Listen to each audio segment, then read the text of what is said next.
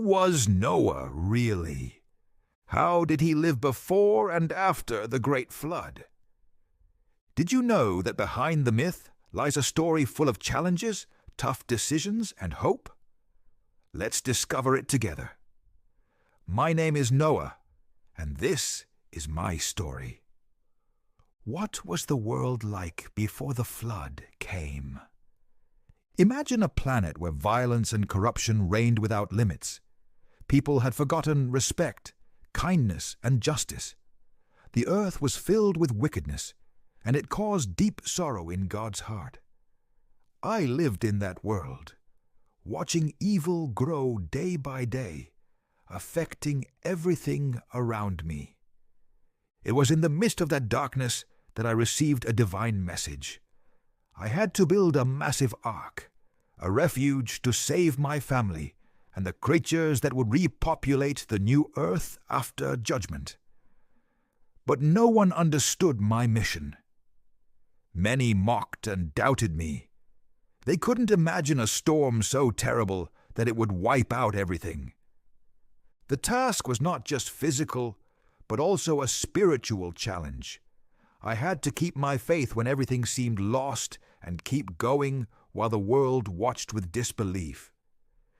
Building that ark meant facing loneliness, criticism, and fear. But it was also the hope of a new beginning. That's how I lived those days before the flood, preparing not just a ship, but my heart for what was to come. What was it like to build an ark, capable of saving all life on earth? When God gave me the mission, I knew it wouldn't be easy. The command was clear: build a gigantic ark, a vessel strong enough to withstand the floodwaters and house my family, along with pairs of every animal species. But how could I build something so immense without modern tools or specialized help? First, I had to find the right place to work, away from prying eyes that only brought mockery and doubt.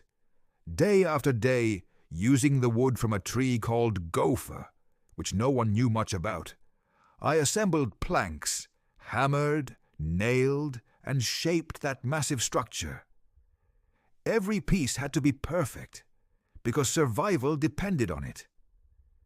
It wasn't just physically exhausting, it was emotionally taxing, too.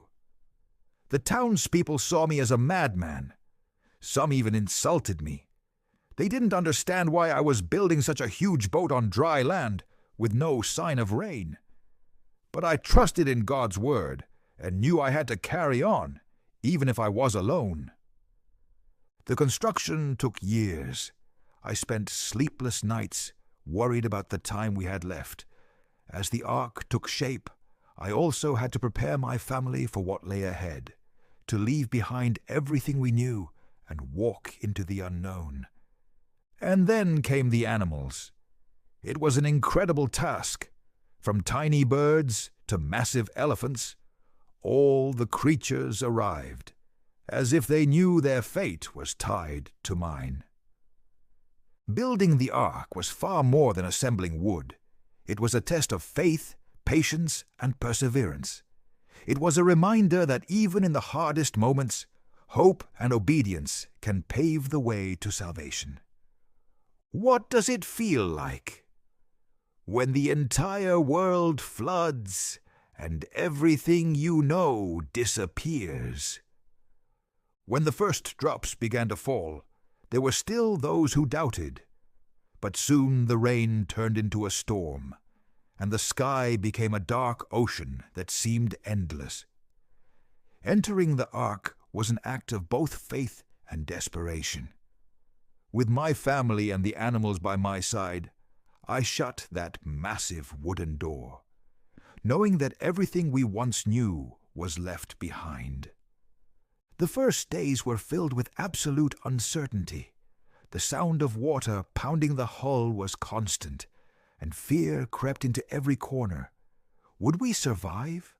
Was the ark strong enough? But there were also moments of calm. when I watched the animals resting and my family staying strong, I remembered we weren't alone. Time lost all meaning inside the ark. Days blended into nights as the waters rose and covered the mountains, wiping away towns, cities, and fields. There was no land in sight, just water everywhere. The scale of destruction was overwhelming. In those moments, my greatest task was to hold on to faith and hope. I knew the storm was a punishment, but also a chance for a new beginning.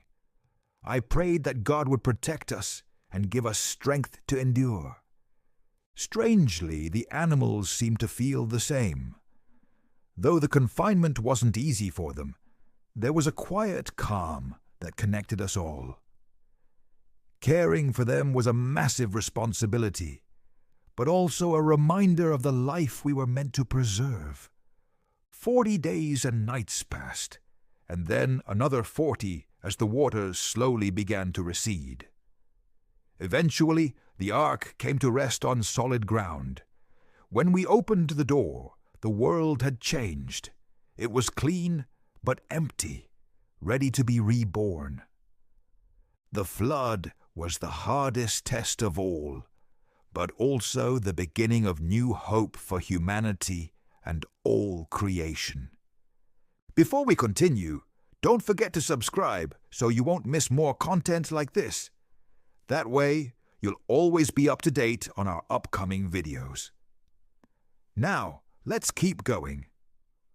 What happens after surviving a catastrophe that erases everything you knew? When the ark finally came to rest on dry land, I was filled with a deep sense of relief and gratitude. But I also knew that moment was just the beginning of a new chapter, full of challenges and responsibilities. When we opened the doors, the world we found was different. A land washed clean by the flood, ready to be reborn, but also lonely and unfamiliar. My family and I were now responsible for rebuilding, for planting life again in that clean but desolate landscape. Our first act was to thank God for His mercy and the covenant He made with us. The rainbow was the sign of that promise. He would never again destroy the earth with a flood. But the work wasn't over with the storm's end. The land needed to be cultivated, the animals needed care, and we had to learn to live in a different world, one where harmony with nature had to be a priority. I realized that this second chance came with great responsibility. Not just to save life, but to protect the balance that had been restored. It was also a time to reflect on the choices that led to the flood. The corruption and violence must never be repeated. Faith and obedience would be our guides toward a better future.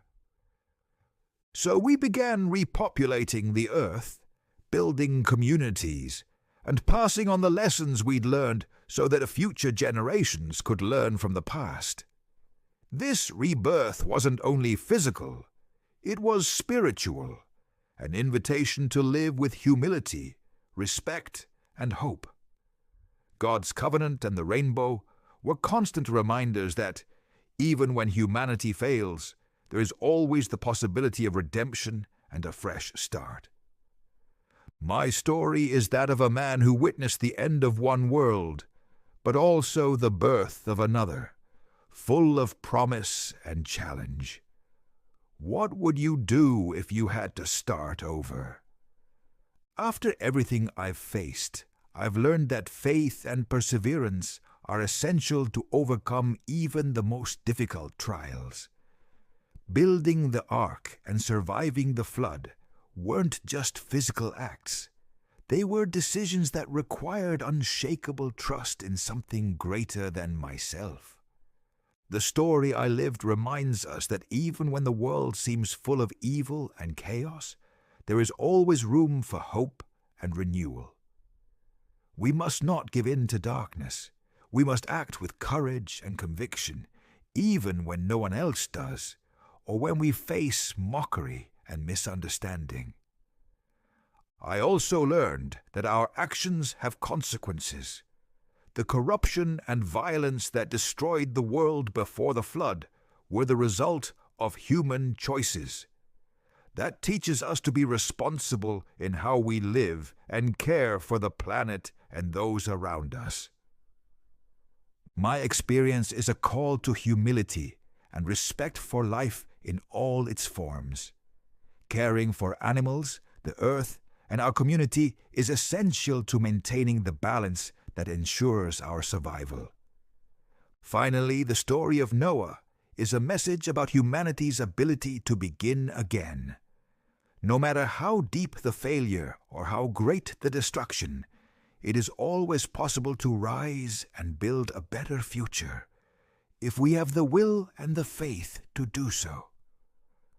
I hope my story inspires those who hear it not to give up, to keep hope alive, and to act with integrity, because we all have the responsibility to care for this world and leave a positive legacy for future generations. This is my story, but it could also be yours. Are you ready to write it? Thank you for joining me on this incredible journey. If you enjoyed learning about my story and the lessons I learned, don't forget to like and subscribe for more amazing stories like this one. Do you think you would have had the faith to build the ark? What would you do in a challenge like this? Let me know in the comments. I want to read your thoughts. Don't forget to turn on the notification bell so you don't miss a single video. See you on the next adventure.